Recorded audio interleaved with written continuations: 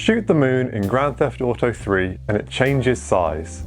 It's one of the game's most well-known Easter eggs, except it's not actually an Easter egg at all. It's a fascinating story that few people seem to know. There's actually a very good reason this piece of gaming trivia isn't well known, and we'll get to that later. But first up, why does the moon change size when you shoot it, and why only with the sniper rifle? To answer that question, we need to travel both in space and time to Edinburgh around the turn of the century.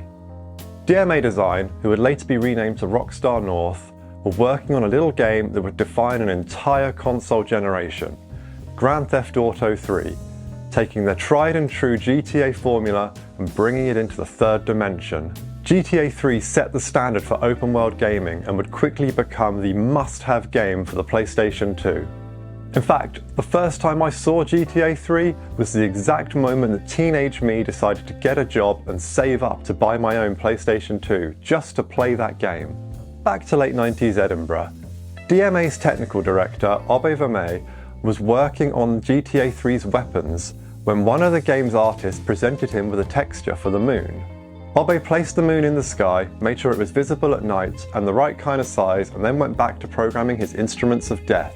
A few days later, 4 of GTA's artists appeared at Obe's desk. They played the latest build of the game, but they weren't happy with the size of the moon. This itself wasn't much of a problem. The PS2's hardware was more than capable of scaling textures. The problem was, they couldn't agree on how big they wanted the moon to be.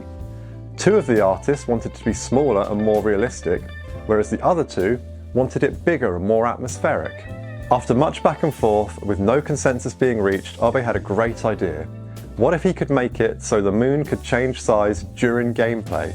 He happened to be working on the sniper rifle at the time, so he added a small bit of code that would make it so when the moon was shot with the sniper rifle, it would change between the smaller and larger sizes. That way, the designers could play the game with the different moon sizes, decide which one they prefer, and have that in the final release of the game. That doesn't explain why, in the final release of the game, you can still change the size of the moon by shooting it. We already know it wasn't an Easter egg. Did Rockstar accidentally release a dev version of the game? No, the truth is actually much simpler. The designers never got back to Obe with a consensus on the moon size. The code remained in the game right up to release and beyond. With GTA Vice City and San Andreas being based on the same engine, you can also change the moon size in those.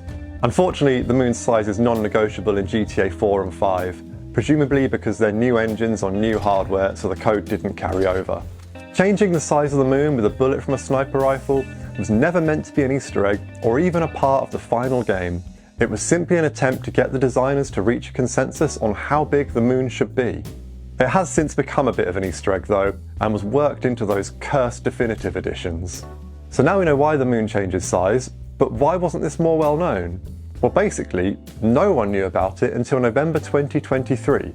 With the exception, of course, of Obe and the 4 designers and probably a few other people who worked on the game. In November, Obe started a blog entitled Inside Rockstar North, and among its fascinating and enlightening posts was one detailing this very story of why the moon changes size. Unfortunately, some of his former colleagues weren't happy about his blog, and so Obe decided to delete all the posts, and the whole thing was gone before the month was out. It's a damn shame and a bit of a surprise, as none of the posts painted Rockstar in a bad light or revealed any trade secrets. There have been much worse things written about life at Rockstar North, so why they decided to go after this little blog, I do not know. I really hope Rockstar has a change of heart about this, because I'd love to learn more about life at DMA and Rockstar North during those exciting times. Thankfully, it's not too late to read Obe's excellent blog posts, as this is the internet. Nothing's ever truly deleted. They're all still available through the Internet Archive. Link is in the description. And as you appear to be a connoisseur of fine vintage video games, why not check out this video where I attempt to fix Quake's ending.